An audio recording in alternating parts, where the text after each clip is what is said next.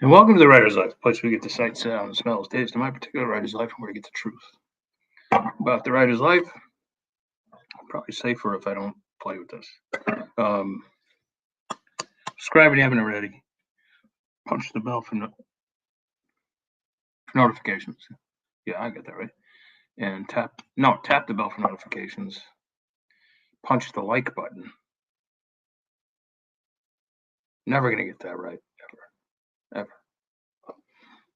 Maybe I'm not supposed to get it right. Maybe I'm just supposed to always get it wrong. Huh? Maybe that's what it is. So I wanted to come to you on this beautiful, rainy Christmas Eve in upstate New York, where I postponed Europe for 2 months so I could ski. Bought a ski pass and everything. Nothing to ski on. Not yet, anyway. Well, I did go once. Pray for snow. My friend from Germany, Volker, they're getting tons of snow out there in Europe. I think he's skiing Switzerland right now. And he's like, "Oh, skiing's great. We got all these storms coming in, and après ski's great." And I'm like, "Oh, Volker, I want to be there. I could have been there." Anyway, sometimes you gamble and you lose. That's why I don't gamble. In the traditional sense of the word, right? So I hope you all caught the interview I did with Hemingway, John Hemingway. I thought it went great, even though I confused For Whom the Bell Tolls with A Farewell at Arms. Could you imagine me at this stage confusing those two? Um, and I didn't even catch it till I watched the replay. So sometimes if I say something that's just utterly false, remind me in the chat or something like, dude, you got it wrong, because I will say it and not even realize it. I hope you're all having a great day. It's Sunday. I worked most of the day, if you want to call it work. Ain't work for me. Which brings me to a little bit of a point. I'm at that age where like people are starting to, my friends, some of them are starting to announce that they're going to be retiring this year. 59 years old, whatever, close to 60. And then there are others who have to continue to work. Like they don't believe they'll ever be able to retire, which is kind of sad. And I feel for them. I would imagine at some point they'll be able to retire, but not who wants to retire like at 75 when it's like, I consider, having been doing this full time since 99, aside from like a couple of 6 months jaunts back to my dad's business, which were dismal failures, I haven't ever had a job since. And I remember I happened to be in my dad's office doing something like copying something or whatever, because I would always like copy my manuscripts at his office and on a big industrial size copy machine.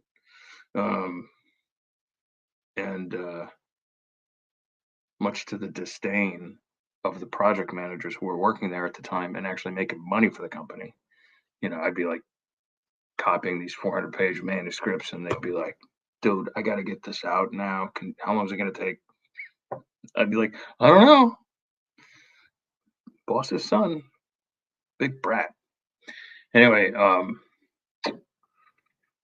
but I happened to be in the office once. This got to be like 10. My father's been dead 12 years, so it's got to be like 15 years ago or something like that. And one of the guys who actually did retire early from my dad's company, he retired, I think, around 55,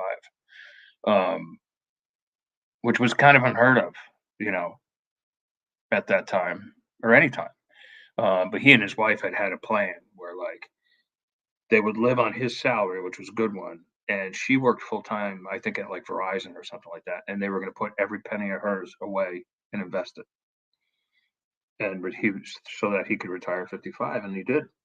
Plus, he had combat pension from Vietnam and all that sort of stuff, so he was set.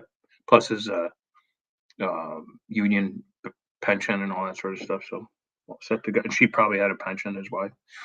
So they planned their lives accordingly, and they did well. And they like immediately moved to Florida when prices were cheap, and they bought up like a couple of 3 lots. Um, built a big. He knows how to build a house, so he built his own house, I think. Anyway, that's a success story. But anyway, but it's the same guy. And I must have said something like, yeah, I'm going to retire early too, or something. Because at the time I was in my, 40s or whatever. And he's like, "Are you kidding me? You retired years ago. What are you talking about?" And I was like, "God, he's right. I did retire. Like when I became a full time writer, I retired because I've said it before. Like this is a job. This is what I would do if I like, okay, I'm 65 now. It's time to retire. I would do this full time. I wouldn't just retire, meaning like, you know, sit on the couch all day or golf or I wouldn't do that stuff. I'm not a golfer. I don't like the beach. I don't like to sit down other than to write and watch a movie, maybe stream a movie and read. But otherwise, I'm just not that kind of person. Like if you go to my living room, it's a gym. It's a bunch of free weights and machines and stuff like that. There's no relaxing in my living room. Not heard of. You're not going to see me hanging out, sunning myself on a beach. You'll see me fishing, um, or climbing mountains and all that sort of stuff, or running or whatever. But you're not going to see me relaxing. Um, so I love to write, and so you do what you love to do when you retire. So I've been doing what I've loved to do for a lot of years now. So I feel fortunate, very fortunate. If you can do what you love to do and make money from it, nothing better in the world. Nothing. There's just no better feeling. Let me tell you. So the New Year's coming up. It's going to be a hell of a year, 24. Oh boy, we got an election year. We got a Bitcoin halving. We got AI really, really coming in hot for writers. Like as a research tool for writers and things like that. Now they have audible narration, and it's pretty good. I gotta say, it's pretty good. I got like 30 books um, that are now narrated by virtual voices. They sound pretty good, I gotta say. I got another like 100 something that are not 100, but not all my books are in audio. The short ones or whatever. It's not worth it to put the short ones into audio. But in any case, and they have real people doing it. But let me tell you, for anybody who's worried, we are a long way away from AI writing real books. So don't worry. Don't worry yourself. Long ways to go. I'll be gone by the time AI is capable of something like that. It will be capable of doing it at some point. No question about it. And it'll even get all those emotions in there, and it'll happen. So it just means humans will have to compete, share the space with AI, I guess, one day. I don't foresee it being a problem for me, but maybe for my grandchildren, if I ever have any, if they decide to become writers, who knows? But I don't know. We'll figure out a way to be better than AI. I have confidence. Um, that's all I have to say today. I don't want to keep it too long because you guys are out probably partying a little bit, doing some last minute shopping.